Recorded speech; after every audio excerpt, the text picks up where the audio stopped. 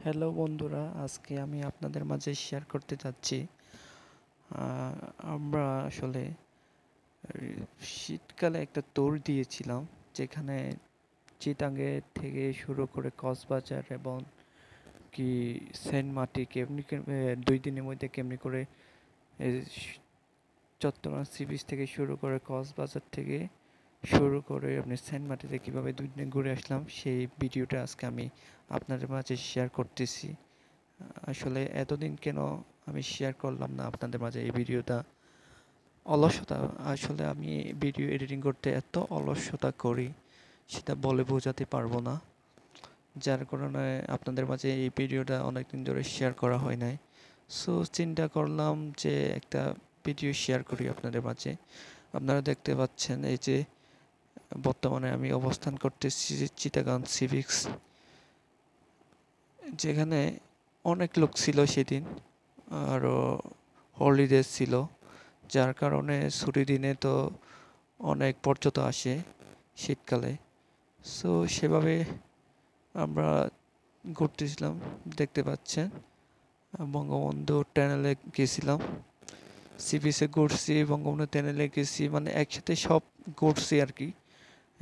সন্ধ্যার দিকে আমরা সি বিচ গেছি, আর রাত্রে গাড়ি করে যে কক্সবাজার গেছিলাম সেইগুলো আসলে ভিডিও করতে পারিনি, যার জন্য দুঃখিত। আসলে বলতে গেলে এখানে কক্সবাজারের কোনো ভিডিও পাবেন না। আমরা নাইটে করে কক্সবাজার গেছি, তারপরে হচ্ছে সরাসরি আপনি জাহাজে করে সেন্ট মার্টিন চলে গেছি। সেটা না হয় পরে বলতেছি। বর্তমানে আমরা দেখতে পাচ্ছেন বঙ্গবন্ধু টানেলে ঘুরতেছি, একটা গাড়ি রিজার্ভ করছিলাম। সো আমি ওই ভিডিওটা লম্বা হওয়ার কারণে কাইটা দিয়েছি, চলে আসলাম সেন্ট মার্টিন যাওয়া সেই ব্রিজ, যে ব্রিজে ভিডিও করলে অনেক ভাইরাল হওয়া যায়। সেই ব্রিজে আমরা চলে আসছি, দেখতে পাচ্ছি সামনে সমুদ্রের মাঝখানে ওই সমুদ্রের তীরে যে জাহাজটা বেড়ে রয়েছে, সেটাতে আমরা সেটাতে করে আমরা চলে যাব সেন্ট মার্টিতে। আসলে আমি খুব, কি বলবো, এমন বোরে আর জার্নি করে গেছি 2 দিন ধরে।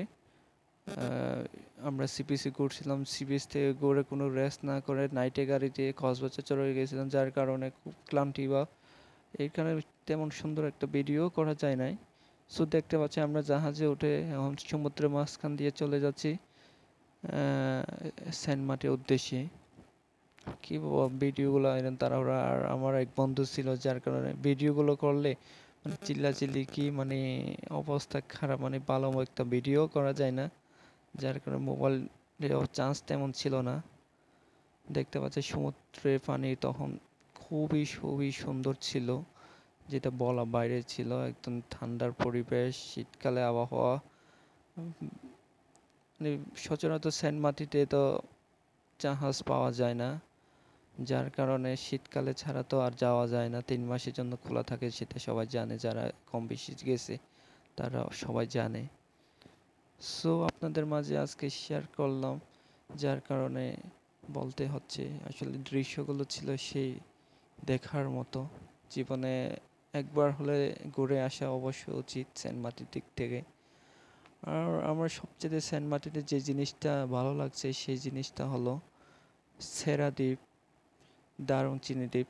আপনি প্রথম প্রথম সেন্ট মার্টিতে গিয়ে কোনো মজা পাবে না, যেটা আমরা প্রথমে গিয়ে ফিল করতে পারছি না। আসলে এত টাকা খরচ করে সেন্ট মার্টিতে কিসের জন্য আসলাম? এই যে আমি মোহাম্মদপুরের সেন্ট মার্টিন দ্বীপটা কাইটা দিয়ে এই সেরা দ্বীপে চলে আসছি। মানে আমি যেটা ভালো লাগছে সেটা ভিডিও করছি, যেটা বলতে গেলে। আর পানিগুলো এত পরিষ্কার ছিল, সেন্ট মার্টিন পানি যে চিটান, যেই পানিগুলো সমুদ্রে, সেই পানি থেকে পরিষ্কার কক্সবাজারের পানি, কক্সবাজার থেকে হাজার গুণে পরিষ্কার হলো সেন্ট মার্টিতে। সেটা আপনি বলে বোঝাতে পারবো না, যারা গেছে তারা অবশ্যই বলতে পারবে। যেটা আমরা সবসময় বিদেশি সিনারিগুলো দেখে থাকি, বিদেশি সুইমিং করে যারা অভ্যস্ত দেখে আছে মুভিতে, সেই ধরনের একটা সিনারি দেখতে পাবেন আপনি সেন্ট মার্টিতে গেলে।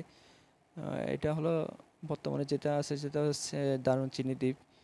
ওই ছোট ছোট যে দ্বীপগুলো আছে, এটা একদম সমুদ্রের মাঝখানে আর কি। দেখতে এত সুন্দর লাগছে, ভালো। যেটা রিয়া, যে দারুচিনি দ্বীপ নামে একটা মুভি আছে, সেই মুভির দৃশ্যগুলো এখানে আছে। আসলে বলতে গেলে খুব খুবই খুবই ভালো লাগা মুহূর্তগুলো কাটিয়েছি সেই জায়গাতে গিয়ে।